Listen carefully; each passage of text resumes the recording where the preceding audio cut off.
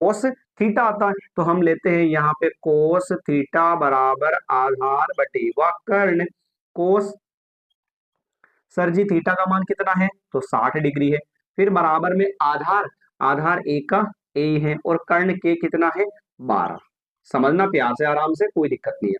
कोस 60 का मान जो होता ना, कोस 60 का मान वो होता है 1/2, और फिर बराबर में क्या चल रहा है, a/12 है। बटे वाले 12 को इंटू में भेज दो, तो 1/2 इंटू 12 है, और बराबर में a। दो से काटा सर जी इसको 6 बार, 6 इंटू 1 कितना हो जाएगा 6, और बराबर में क्या आ गया a।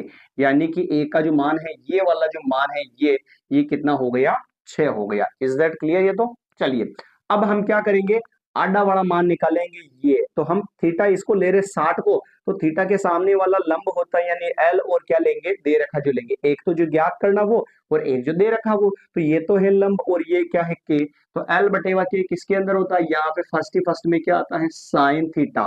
तो यानी कि फॉर्मूला क्या लगेगा यहाँ पर देखना, साइन थीटा बराबर एल बटेवा के।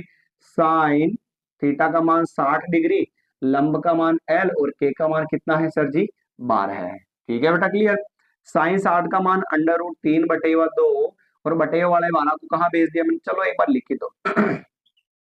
ये लिखा √3/2, और बटे वाला 12 कहाँ जाएगा इंटू में, तो बराबर में क्या बचा एल। दो से काटा 12 को 6 बार, तो कितना आ जाएगा देखो ध्यान से, 6 को तो ले लेंगे आगे, और √3 को कहाँ ले लेंगे पीछे, और बराबर में क्या हो गया एल।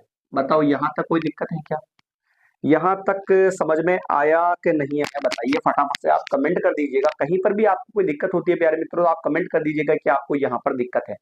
और थोड़ा सा शांति से आराम से प्रेम से समझिएगा, सब आपको समझ में आएगा, पर थोड़ा आपको कोशिश करनी है। और आई होप अगर ध्यान से आप 90% या 80% भी लगा दिया तो आपको क्लियर हो जाएगा। हाँ, मैं ये नहीं कहता कि आप फट से झटफट जो है ना सारे सवाल कर लो, थोड़ा कोशिश आपको करनी पड़ेगी। क्लियर? चलिए, लंब का ये एल का मान आ गया। अब मेरे को ये बताओ, ये ये बड़ा अपन ने इसको ए बोला था, ए का मान कितना है 6, यानी कि ये वाली जो इसकी ऊंचाई है ना, ये तो कितनी हो गई, मैं इसको यहाँ से हटा रहा हूँ है ना, ये वाली तो हो गई इसकी 6।